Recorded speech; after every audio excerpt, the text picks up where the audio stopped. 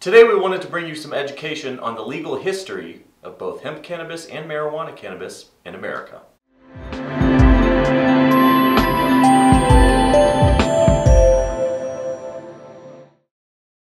And this connection between cannabis and America actually goes as far back as the colonial era, because then individuals who lived within the colony were actually legally obligated to grow hemp for things like clothing and textiles. Shortly after the Civil War, hemp was more or less pushed to the side as a textile source because imports from other countries became really popular. And around the same time, marijuana cannabis was actually a popular medicinal additive sold regularly at pharmacies throughout the late 19th century.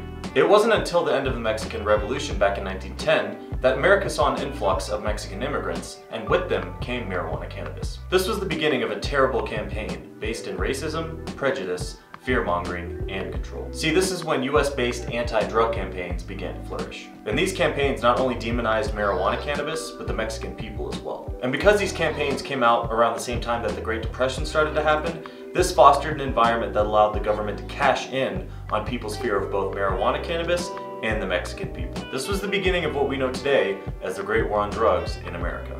In fact, by the year 1931, the number of states that had outlawed marijuana rose to 29. The US government would go on to pass the Marijuana Tax Act, and this play effectively made marijuana illegal. Now, all the while, a substantial review done at the New York Academy of Medicine was actually being spearheaded by Kennedy and Johnson. The review stated that marijuana use didn't promote any sort of mental instability, as was thought around the time. And I'm sure we've all either seen or heard of those old marijuana madness campaigns. Things like madness, brutality, addiction, and further drug use were not correlated with marijuana use at all in these reviews. The US Department of Agriculture actually launched a Victory for Hemp campaign during World War II. Here they produced things like parachutes, cord, and other equipment from hemp. In fact, 375,000 acres of hemp were grown to support this effort. It was around 1970 when Congress actually repealed mandatory penalties for drug-related offenses. In 1972, President Nixon rejected a recommendation from the Schaefer Commission that suggested the US should decriminalize personal use marijuana.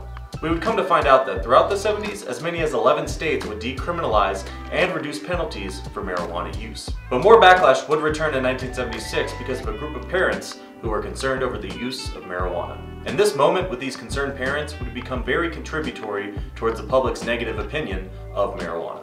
Around the same time, President Reagan had reenacted mandatory sentences as part of the infamous 3 strikes and you're out policy. And these often carried life sentences for repeat drug offenders. Now you're probably thinking to yourself at this point in the story, things are pretty bleak for cannabis in America, whether marijuana cannabis or hemp cannabis, but some monumental and very important shifts were well underway behind the scenes.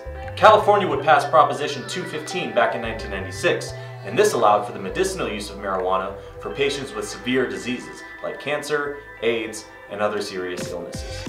Here began the tensions that we still see remnants of today between the criminalization of marijuana federally and state laws permitting its use in certain circumstances. And if you've been paying attention, you might have noticed we haven't mentioned hemp too much throughout this story. That's because hemp more or less got swept under into marijuana cannabis's legislation. It gets treated like marijuana when in reality, it's a completely different plant. So what's your take on federal cannabis legalization? Are you for it? Against it? Let us know down below. As always, make sure you comment under the video, like it if you liked it, subscribe to our YouTube channel if you haven't, and hit the bell so you know when we upload. This has been Will from Bloomble, and I'm out of here, gang. See you in the next one.